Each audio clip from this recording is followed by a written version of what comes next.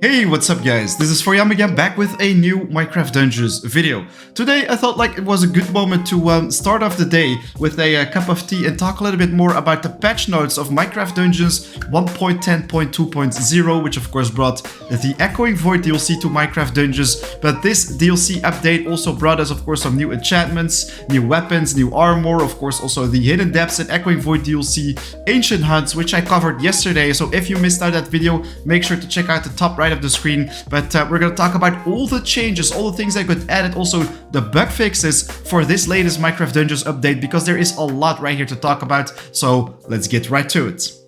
Alright, so here we are on the patch note page, and guys, there is so much to talk about, so let's get started right off the bat. So first off, we have a free update, guys, the Gauntlet of Gales. This is a free mission. Every single one of you guys will be able to play it if you updated your game to the latest version, of course. I also made a video about it, once again, top right of the screen, but the Gauntlet of Gales is a unique maze-like puzzle mission, pretty much, where you have to put your skills to the test. And what's really cool about this one is that you can actually get your hands on the Howling Peaks DLC exclusive items. So right here you have a chance of finding artifacts previously only available as a part of the Howling Peaks DLC. Next up, we have the new enchantments. Guys, once again, made a video for this one already because I thought it was pretty important to share this with you guys. It's in the top right of the screen. So first off, we have the ambush right there. A very awesome assassination enchantment. Will deal more damage, of course, if you hit targets that are not really suspecting it. Dipping poison gives you a poisoned quiver when drinking a potion. Levitation shot puts your enemy's eye up in the sky. They will take some fall damage. Shadow blast, you will deal AoE damage, just like the harvester. After leaving shadow form, pretty much. Shadow Surge will give you souls, bonus souls after defeating them up with shadow strikes, and then also void strike, which will multiply the damage if you hit a certain target. Then we also have enchantments coming from melee to ranged, and I think this is extremely interesting because some of them will actually also work even though if you're not killing the target with your bow. So right here we have the committed, so this will actually deal more damage on range. So the more you hit with your arrow, the more damage it will deal. I think it's really cool. Same counts for critical hit. We also have exploding right there. Fire aspect range, so you will now have fire arrows all the time. Really cool. Looting is actually one of the best ones out here, guys, because if you have looting on your ranged weapon, if you kill something with your melee, you actually proc the looting as well. So you have a chance of spawning in potions, so you don't need this on your melee. So how cool would that be in new builds to use looting on your ranged to actually summon in those strength potions, those shadows brews? It's gonna be so nice. Same counts for the prospector, guys. You can get your hands on tons and tons of emeralds if you do that, so that's really cool. Then also the Soul Siphon, the Smiting, of course the Enchanting and Weakening. I don't think those are very interesting, but of course a bow with Enchanting can once again be pretty interesting, or Weakening. If you want to weaken an enemy that's approaching you, pretty much, you shoot him, he gets weakened, and then you can just take him down melee without a problem. This is going to work very well if you're under geared pretty much for a certain level. Then next up we have the Echoing Void DLC features. Of course we have 3 new missions. We have the Stronghold, the End Wilds, and also the Broken Citadel. The Stronghold is by far my favorite right now because the loot table is currently the best loot table in the entire game. And what I think is also really nice is that you have 7 secret obsidian chests right there if you also go to the vault. So I also made a video about it, top right of the screen. 6 extending missions expanded with the new Enderscent dungeon. So of course, in order to get your hands on the Eyes of Ender, also made a video for that. Oh man, I should actually say what I didn't make a video about yet. But right there you can find the Eyes of Ender, and these locations will actually stay right there. They will actually have a chance of finding them again, and of course they will drop some very awesome loot. So I think that's really cool. Even the players, I think without the DLC, can also see these expansions, but of course you won't be able to find those Eyes of Ender. All new mobs and enemies, so of course that's for the DLC itself. Wait a second, DLC features, so 6 extending missions, yeah, so might probably not pop up. Anyways, we have 2 new skins, and we also have the Endermite pet, which is the Friendermite, guys. Very awesome.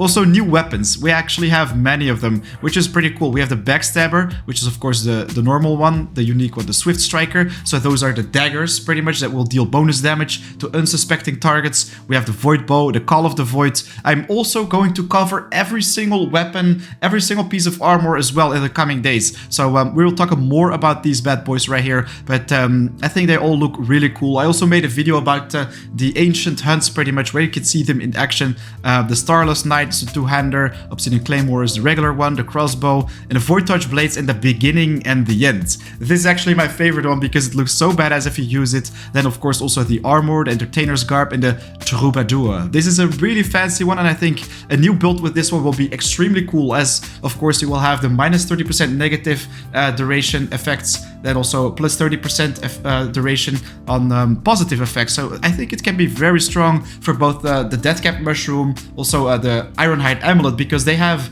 a long cooldown, a long duration, but with the right gear, guys, this can actually permanently have them activated, so it will be very nice. Also works for potion, etc. So guys, definitely make sure to keep an eye out for those builds because they're coming pretty soon. Shulker armor, sturdy shulker armor, tanky stuff pretty much. Then you also have the teleportation and the stable ropes, which allow you to teleport a little bit, which is pretty cool. Then also the artifacts. Also made a video about those. The Shadow Shifter will allow you to go in shadow form when you use a bunch of souls. Then also the Tome of Duplication. You can duplicate items, TNT, potions, whatever with these, so it's also very strong. The Vexing Chant will summon in 3 Vexes to aid you in battle with maces, so they will club your enemies. Then you also have the Void Quiver, which adds those Void arrows with, of course, I think, how is it called again? The Void Strike, pretty much. That's what you apply with those arrows. Anyways, then we also have new achievements. 10 new achievements or trophies to unlock on your adventures. So I haven't found all of them yet, but there are quite some of them, and especially the Vault one is really cool. I think that's probably one of the most difficult ones to get your hands on. Anyways, you also have some changes. Added story narration to the beginning of each Flames of the Nether mission. So I think that is really cool. Right now it's a lot more interesting, of course, to check out those story videos. Then we also have some fixes, in particular gameplay fixes. And they say that bosses can no longer be instantly killed before they spawn. But this is not 100% fixed yet, guys, because there's still some ways to do it. I heard some people still having success one-hit killing the bosses with the scatter mines. So those are the ones which you can get your hands on the Gauntlet of Gales mission. So very interesting to check it out. You just put the mines there, then the boss of course will spawn, and bam, it instantly gets killed. But you can also still do this apparently with the shockwave. So if you spam your shockwave weapon before the boss spawns in, and if you have done it for quite some time, then it also insta-kills it. So I think that's still pretty interesting. But for the rest, I sincerely hope though that they will in long term, of course, fix it entirely, because it should work properly, right? Then also the Diamond Key Golem can no longer get stuck on the other side of the gate on Cacti Canyon. That's a nice fix, but I still get a lot of problems with my keys just despawning. Sometimes they, of course, get all the way back at the place where you had to collect them, but at the same time, sometimes you just have to entirely restart the mission because the keys are simply gone. So that is not really nice. Doesn't happen often, but it does happen, so it's definitely worth mentioning. Then also arena battles can now be completed even if a mob has spawned or fallen underground. So I think they mean that the arena battles can be completed if a mob has been out of the picture for a very long time. After a certain point, the gates are just going to open. But also, once again, on the live stream, I had this where I had to fight these waves for like 15 minutes straight. My latest stream, where with the Ancient Hunt title, I think, and there was just a zombie standing right outside the gate. If I didn't see it, or if I didn't notice it, I wouldn't have been able to pretty much continue through the level. I had to kill it with how's it called? With the Torment Quiver, because of course those arrows shoot through walls. That was the only way to get through. Emeralds can now be gathered by downed players. It's cool. I don't really think it's a fix. It's just a change pretty much. Then Ancient Hunts. Fixed an issue that could cause the exit door to not be opened at the end of the Ancient Hunts. Never had this one, but I did have it sometimes where the door spawns sideways, and that looks extremely funky. Then also ancient mobs on the Ancient Hunt screen are now revealed when they have been defeated. Okay, fixed text alignment on Ancient Hunt screen. It is now possible to withdraw an item on the Ancient Hunt screen using a keyboard when playing on PC. Okay, I just pressed the withdraw button, but that's also nice. I guess you could just drag and drop it somewhere else in your inventory. Weapons, armor, and artifacts. Sponge Striker's special effect no longer deals enough damage to instantly kill the player when hitting a mob with enchanted with thorns. But you can still kill bosses very quickly with this weapon, right? Players can no longer use normal attacks while using the Eye of the Guardian that was triggered by Final Shout. Guys, the Eye of the Guardian is pretty much the corruptor, so this is the thing that the corruptor with the souls, of course, but the Eye of the Guardian doesn't require souls, so you use it and you can slowly go to the sides and deal a lot of damage with that laser beam. But I think it's not a very good artifact. It's also Hidden Depths exclusive, so not many people will be able to get their hands on it. Windbow now pulls defeated mobs during multiplayer sessions. Stopped heavy harpoons changing size after hitting something. I think the harpoons were pretty small, and if they hit a very big entity, of course they also scale by the size of that entity, so they just fixed that. Crossbow arrows now despawn after hitting Jew monster walls. Fixed soul lantern and wonderful weed artifacts showing 0 summon damage in their item stats. This is a good one because sometimes it was a little bit confusing. Then also some effects. Dynamo stacks are now removed upon hitting him up with Fireworks Arrow, Torment Quiver, and Exploding Crossbow. I am very sad about this because it was really powerful. I thought it was still working, but if they say it's fixed, well, we're just gonna have to live with it, guys. But it was so OP to just keep shooting with your Exploding Crossbow with a max Dynamo stacks, and this actually got fixed. So I think this is a really good thing. It was one of the most broken things in the game. The Dolphin's Grace effect now appears as a separate icon to the Swiftness. Luck of the Sea now appears on the HUD. So that is cool. So if you have an item with Luck of the Sea, then you always see it on the top left, so you know that your luck will be there, guys. It will be there. Fixed Luck of the Sea enchantment causing gilded common items being incorrectly labeled as unique.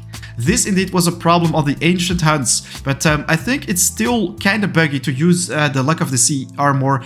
Some people said this during the live stream, so definitely be careful with it. Also fixed an exploit that caused Updraft Tom to be spammed repeatedly. Ooh. Too bad I couldn't find that one. Aborting overcharge no longer leaves the overcharge visual effect on the player. Alright. Then also some environment fixes. Players no longer respawn inside Nether Portal. Okay, that's cool. Fixed Cactus Block not having collision. Fixed Lightroom torches flickering during the night. Fixed player shadows. Okay, these are all pretty small fixes. So if you want to check them out one by one, once again, the link to this page is in the description. But I think these are all not really worth mentioning. For example, fixed oxygen directional markers completely disappearing under the HUD. I don't think really that's interesting. But this, guys, this is actually really cool. So on both the Creeping Winter and the Jungle Awakens right here, we have the intro narration has been made proper, then also added Mountaineer mob to the Frosted Fjord, added the Witch mob to the forest segment of the Lost Settlement, rebalanced all mob groups in these missions. So right now these levels are going to be way more interesting, and what's really cool, guys, is that they added more hidden chests, substantially increasing the loot players can get from these missions. And the exact same thing counts for the Jungle Awakens. So right here we have the fixed jungle zombies not inflicting poison damage, rebalanced all group mobs in the missions, and also adding more hidden chests, substantially increasing the loot for players get from these missions. So right now we actually have more secret obsidian chests, more secret golden chests to explore. So I have to update my videos about them, but I think that's going to be really nice to do in the coming days or weeks. They also have some more mobs right here, added witches and large slimes to the Dingy Jungle to improve the mob variance, added Skeleton Vanguard and large slimes and Overgrown Temple to increase the variance, and Skeleton Vanguards could also increase to the Panda Plateau. So yeah, I think these are really cool. They definitely overhauled the Creeping Winter in the Jungle Awakens a little bit. I mean, this was at the very bottom of the page, right? But it's definitely worth talking about, as they did some extra effort to make these two DLCs a little bit more interesting. You will have more chances of finding nice loot right there, so I think that is really awesome. We also have the user interface fixes right here. They are all not very interesting. And then last but not least, we also have some known issues which they're working on right now. A blue background is present behind the character on the download upload hero screens. I did see this indeed, but it's not that big of an issue. The new Burning Up achievement cannot be unlocked by clients in online or multiplayer sessions. Okay, that's cool. It's possible to skip the past the Diamond Gate in the End Wilds mission.